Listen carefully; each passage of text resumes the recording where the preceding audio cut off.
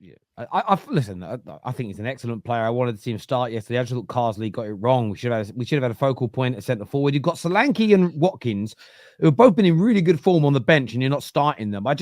Look. Carsley's not the permanent manager, so it isn't a damning indictment of those two strikers. But I thought it was just wrong. We looked a little bit better when they came on, but we were all listen. Greece, they were playing for something beyond just points. Obviously, they had the horrible news about Baldock that came out, and God rest his soul. But we were so bad last night. I was watching it. I was infuriated watching. I couldn't believe it. First, no disrespect to Greece as a nation. I'm saying this with the utmost respect. It's the first time they've beaten a sort of a top 20 ranked team in 20 years. That is dog. And really? we can't, yeah, something like that. And we since 2004. When did they win the 2004. Since 2004. Years ago. Yeah. And this is the maddest. This is the maddest day. No one can blame Southgate this time. Exactly, bro. It was some individual performances weren't good enough. Like Gordon was shit. You know, Saka. Look, I've seen it. Sorry, it was top 5 ranked team. Someone said, sorry, not top 20, top 5. My apologies. Saka was bad, you know, but I saw a video of him when they scored their first goal. Yeah, he was like limping and that. I don't know. He looks like he's injured. We'll speak about that as well. Jude up top. That's what I was saying to KJ yesterday. Terry was having a conversation because KJ was like, he should have dropped Kane in the Euros and played Jude up top. I said, bro, that's another experiment. Jude was everywhere but up front, right? The guy was trying to, I don't know what the fuck he was doing. We had no focal point. You had Foden playing as the 10, no creativity whatsoever, just like the Euros. Yeah, you had Palmer playing in the pivot as a centre mid, playing the passes, but then when he plays the pass, there's no one created, right? It was just all over the place. We need to drop Foden from this 11. Yeah, he doesn't do anything for England. I'm sorry, I like Foden, yeah, but Palmer has to be the starting 10. I honestly like that relationship that Palmer and Saka have on that side. And for me, Palmer can create a lot more chances for Kane, bruv, than Foden. Foden's more of a shooter. He's not a creator like that, bruv. He's more of a finisher than a creator. Yeah, he's not a creator. He plays in. If you watch the way he plays for City, the best thing about him is that he knows how to play in the pockets, and that's something I would say he's elite at. I don't know if there's much players that are better than him at that. He's very, very good at playing in the pockets, but he doesn't find that in England, which is one criticism that should have him. Because I think if it's on technical ability, he's like maybe he's top 3 in this English squad, but he does prove day by day that without a system, he kind of struggles to adapt to what's going on.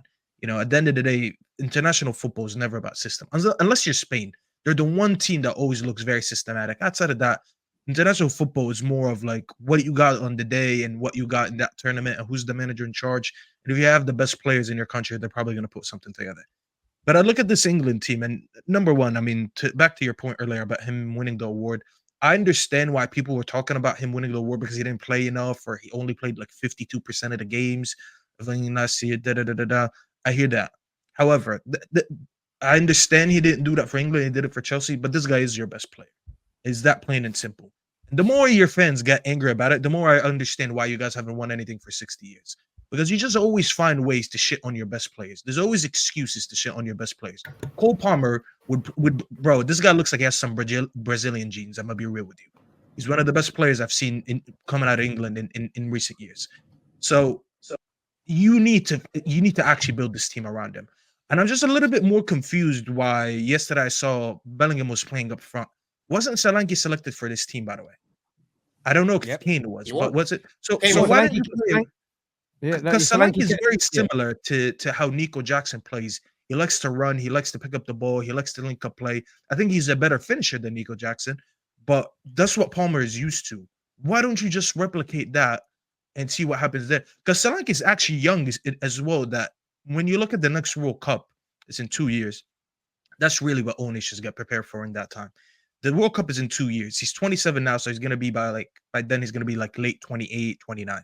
So he's going to be young enough to play that, and he's going to be probably in his prime.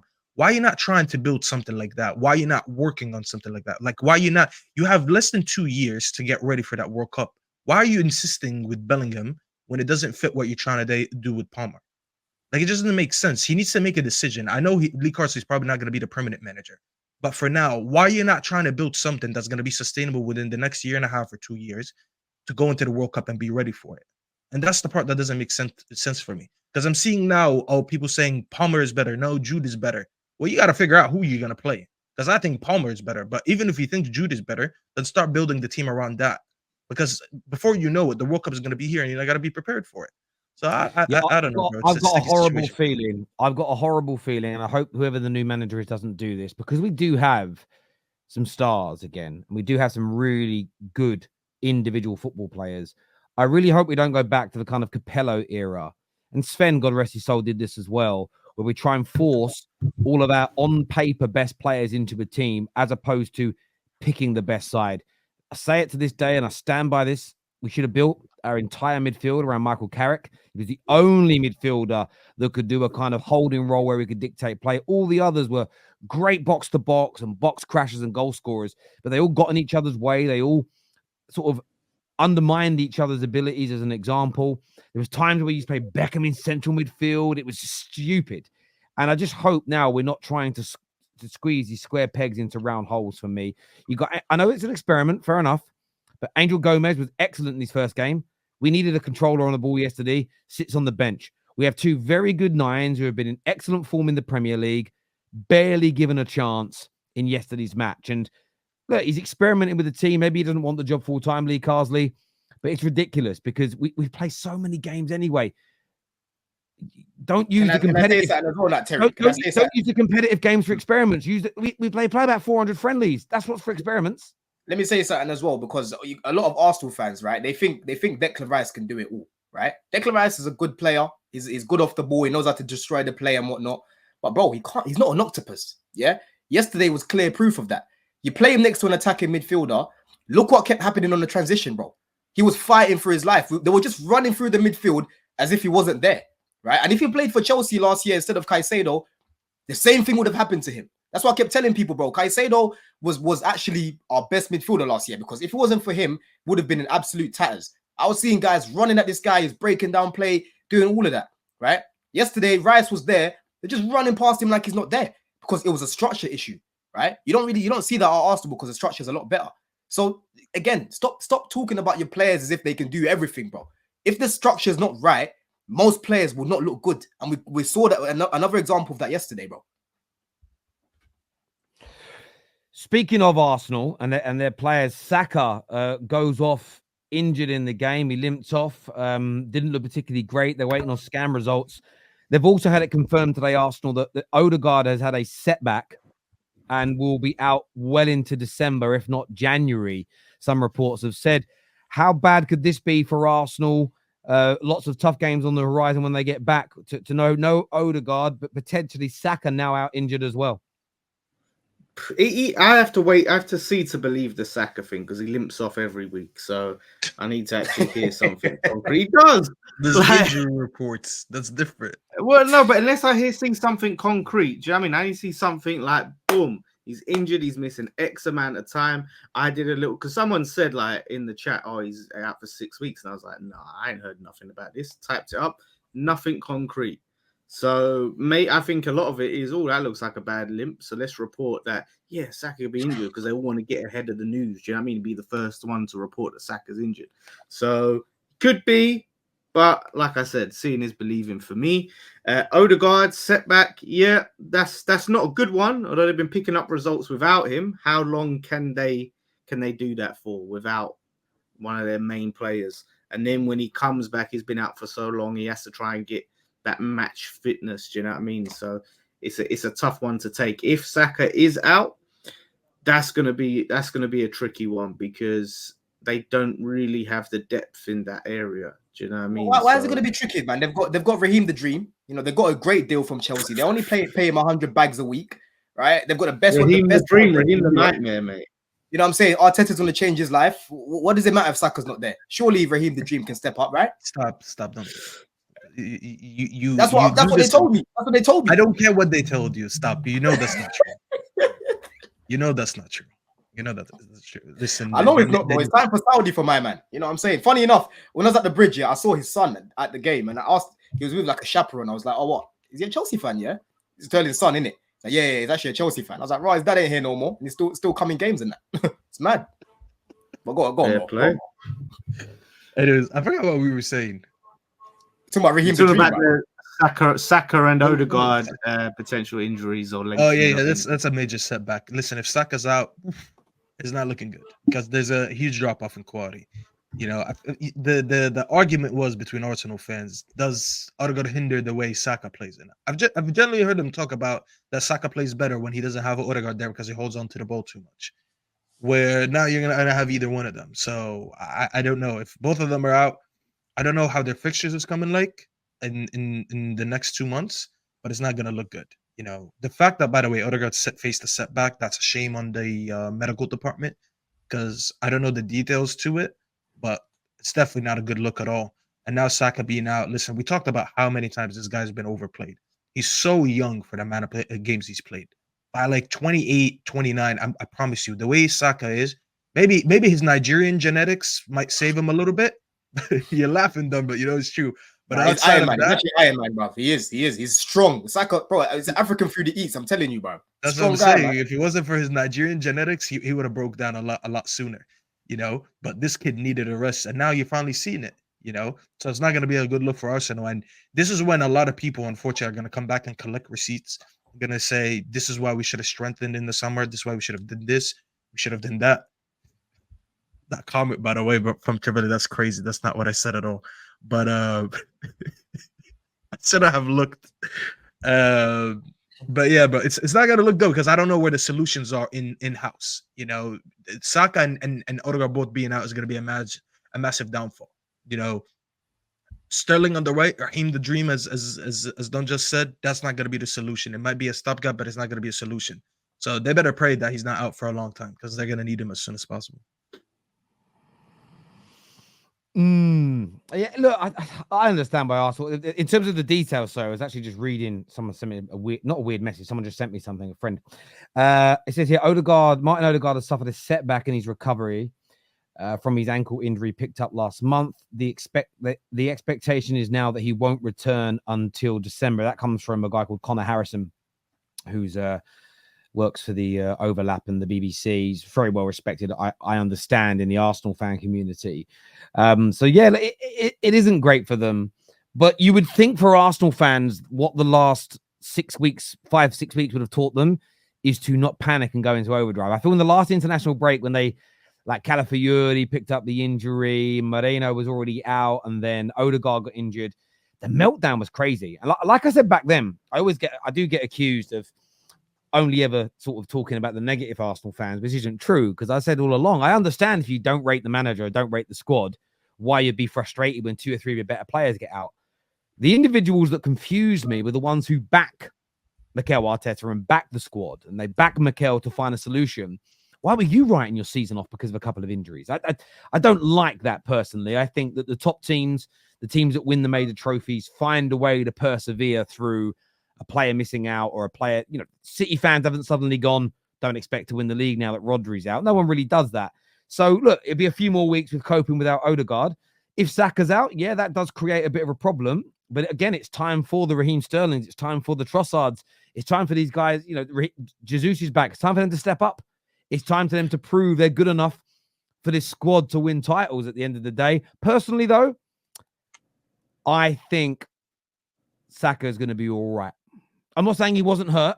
I'm not saying he was faking it. I think that's all a little bit. Some people do it for banter. Some people actually try and make it serious. But I sort of feel as though he'll be.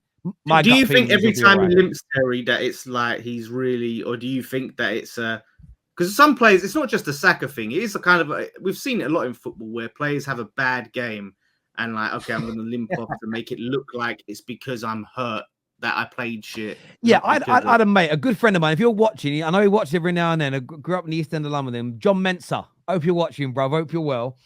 He, great footballer. How he didn't make it, I don't know. Great footballer. He was in my brother's year at school. I played with him as well. Really good lad.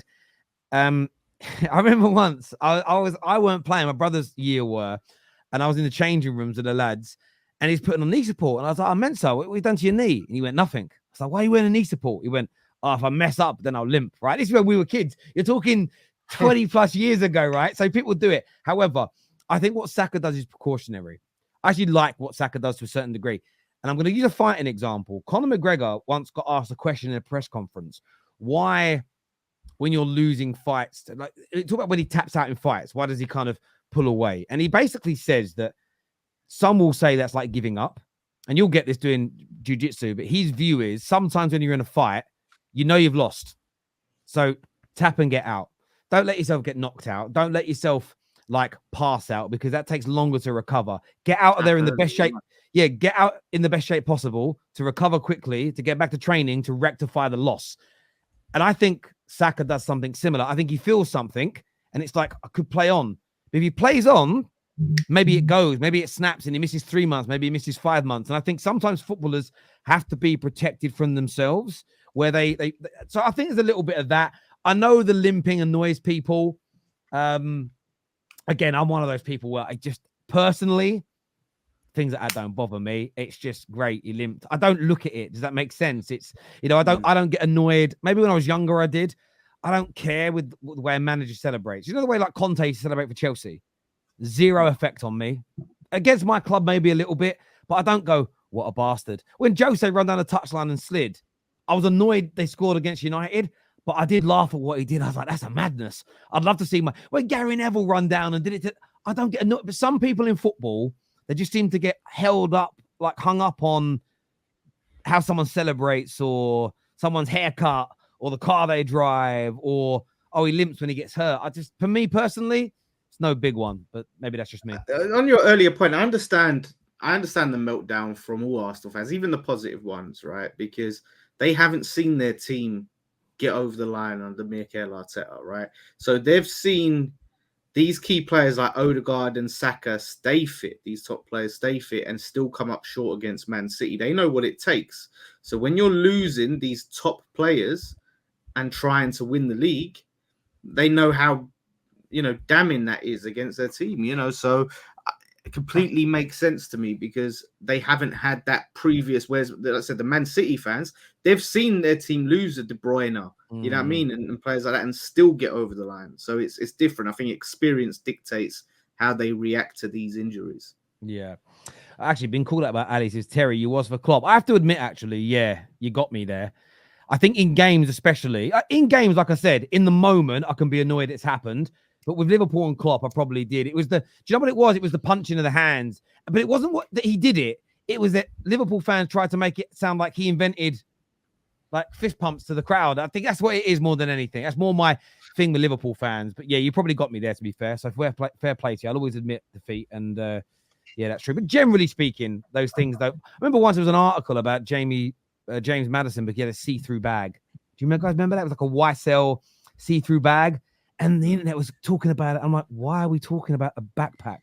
Well, it goes back to Beckham. Remember David Beckham? Yeah, I remember that one. That bag, like that.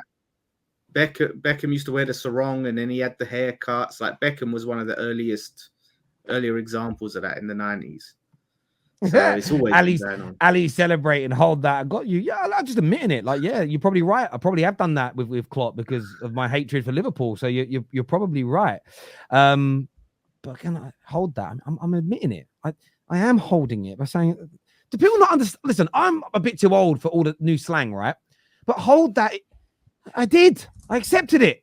And then, anyway, we're moving on. You accepted it, but did you hold on to it or did you just try to let it go? You had to hold the L. Oh, I've got to hang on to that pain forever. I will. Honestly, Ali, when I go to bed tonight, I am going to struggle to sleep because I'm going to think about that.